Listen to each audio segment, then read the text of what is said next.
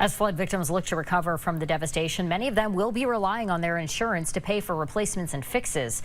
But what is covered and what is not can be confusing. Our Kiana Burks explains what your next steps should be. We didn't think it was going to get that bad. Nobody did.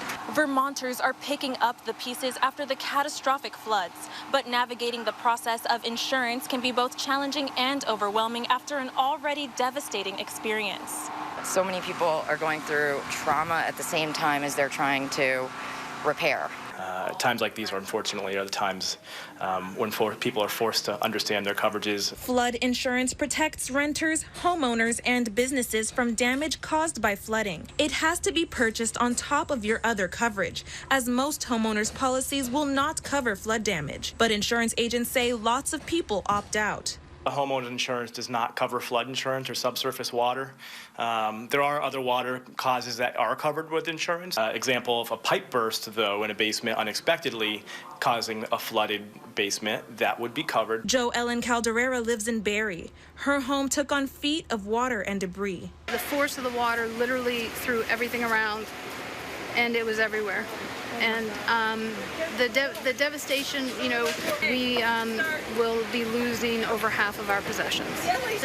I'm so numb from 4 days of taking possessions that mean the world to me and physically putting them in a dump pile. Although she had a policy before, she didn't have flood insurance at the time of the storm. Our flood insurance had been going up year to year, and we were looking at roughly just under $5,000, which is just impossible to maintain.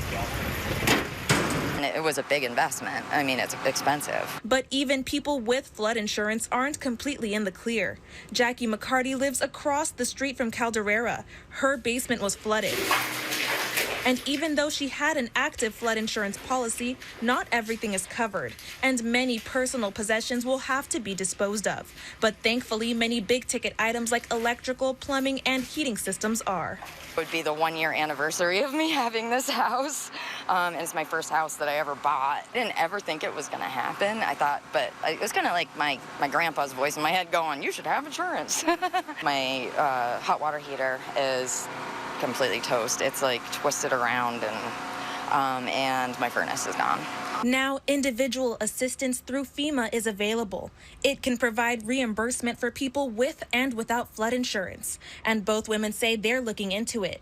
Meanwhile, insurance experts recommend getting flooded homes as dry as possible to reduce damage, leading to a higher possibility of your claim being covered.